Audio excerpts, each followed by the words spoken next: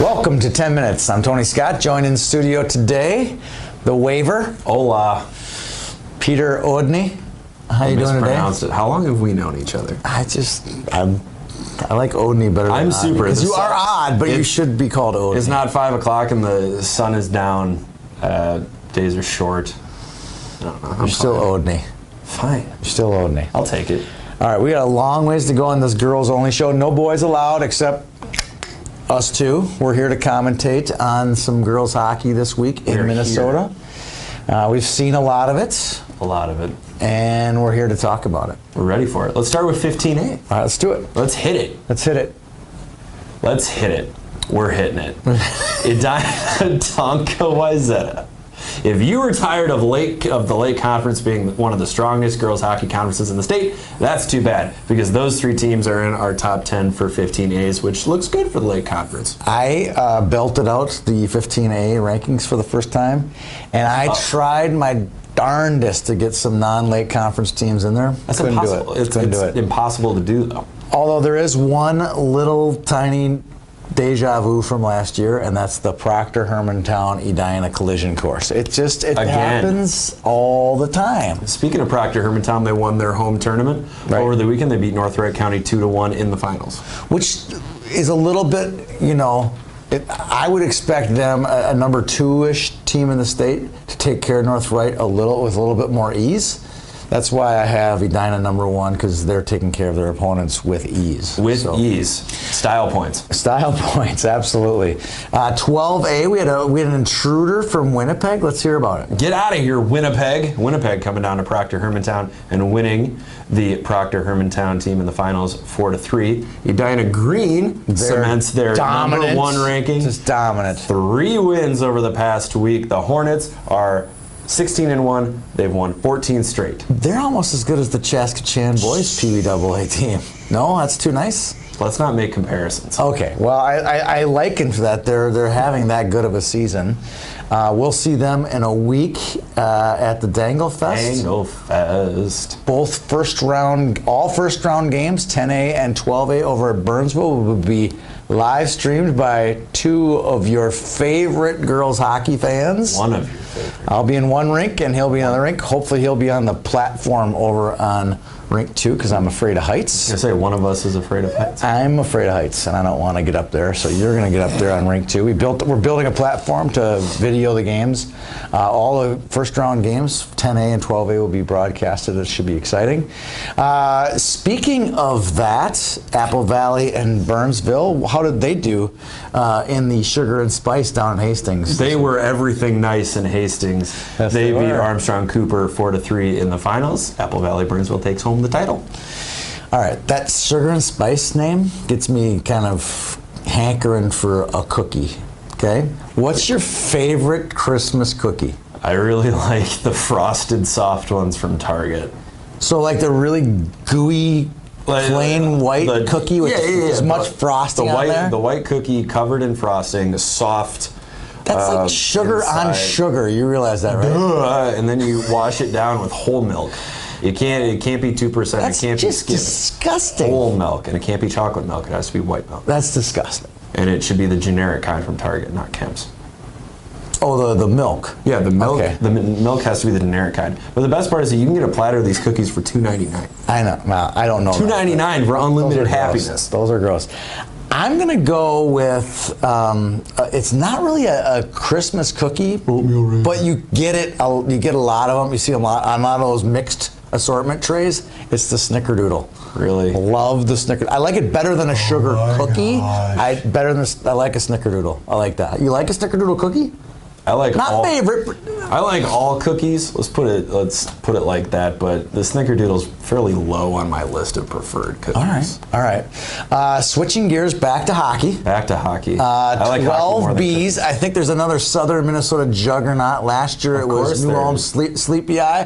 Who is it this year? This year it's Red Wing. And what I find really funny is that Red Wing's high school team might be experiencing a little bit of a down year. They graduated Taylor Heisey. Probably the best player in their entire history. Close to it. She and Nicole Schammel might have something to say about that. But the Red Wing 12B girls could be the next group coming up for Red Wing. They won the Hastings tournament, beating Bloomington 7-0, South St. Paul 11-1, and then they beat Hastings 4-1 in the finals. So don't fear, Red Wing fans. Your girls are coming. That sounds like a juggernaut. All right, now speaking of Hastings, 10A, their 10A team won the home tournament. They beat Lakeville 3-2. 3-2. Can't read your writing, sorry. That's fine. I was like, it says 2-2. I'm like, how do you beat someone 2-2? It says 3-2. 3-2 in the finals. Talk about, I think, the hottest team. I don't have number one yet in 10A, but not yet. Look at that record. Who are they? The Northwest Suburban could be experiencing an influx of talent. The Champlain Park Coon Rapids 10A team 9-0-0 to start the year. Do not sleep on the Rebel Cardinals. And they're trouncing teams too. So that I expect that to be a good team this year. I expect to see a couple games in District 10 as well this year. They're as good as potentially as your late conference teams in 15A. So there you have it. All right, girls high school hockey. We've run through the youth. Girls high school hockey, I went out and checked out Warroad and Breck. I mean, what more can you ask for? It's Friday night, past state finalists facing off, and literally both teams returned 12 or 13 players. So it wasn't like there was unfamiliarity. Virtually the same roster. These teams knew each other really, really well. Both goalies are back in the net. Uma Cornea for Breck and Quinn Kuntz for Warroad, and Warroad just took it to him. There's no nicer way to send it to him. They took it to him. I mean, granted, Breck had a few chances, down 1-0, they had a few chances, down 2-0, a few chances, but for the most part, they just put him into the buzzsaw and took it to him, I thought. Before we get too far ahead of ourselves, I'd like to remind everyone that Warroad did beat Breck during last year's regular season around the same time. So it'll be a whole new ball game come March, but it looks like those two, you mentioned collision courses before, it looks like those two are on another one of those for the state for sure.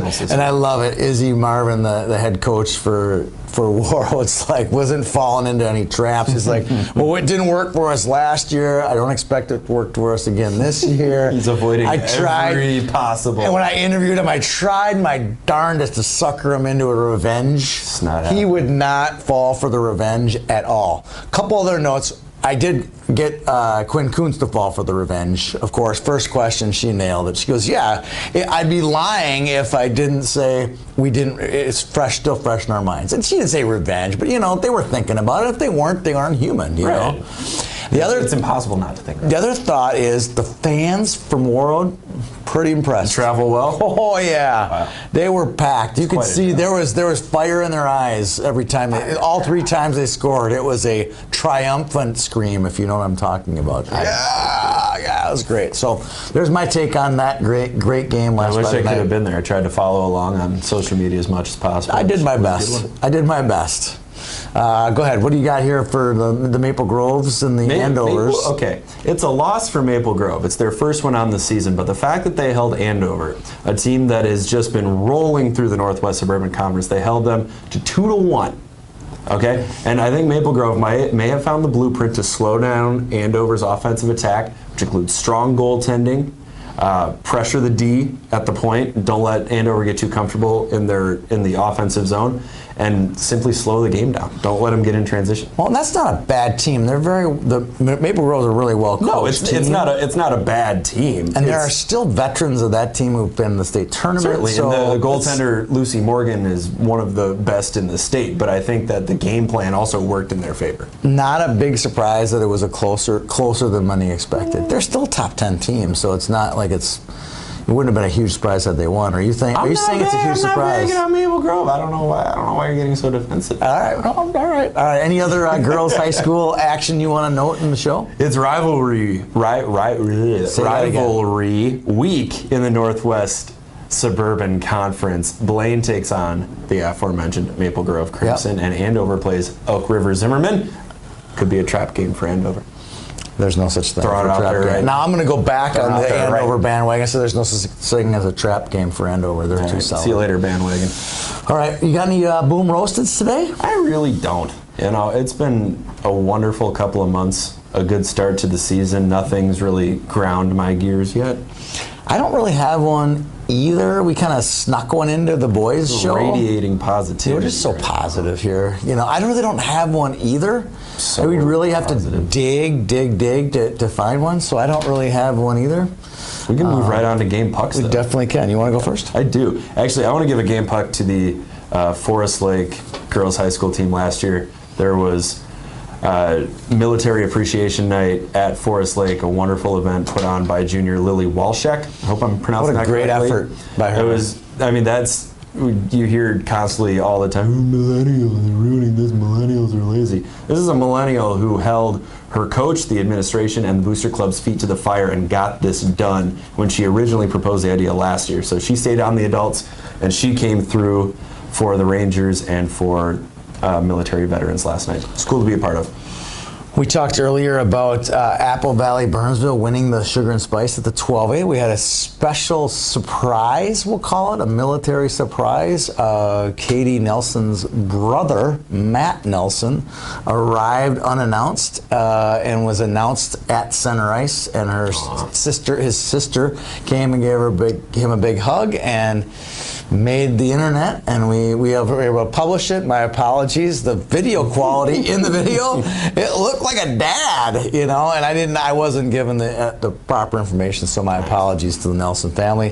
Huge shout out to them for a great moment for him returning and getting to hug his sister and see her play. The sentiment in a big tournament. remains the same. So game puck goes out to Matt and the whole Nelson family. Game puck to you. We can give out a game puck to our sponsor. Oh, our sponsor. Our sponsor, MAP Hockey. South Hockey, Located in Mendota Heights, Minnesota. It has everything you could possibly want from a training facility. You've got wonderful dryland facilities, shooting ranges, stick handling, apparatus. Indoor, outdoor, great coaches, great teaching. Check out mapsouthhockey.com. Game puck to our sponsor, MAP South Hockey. Thank you very much. Thank you, Peter, for a great show. We'll see you guys next week.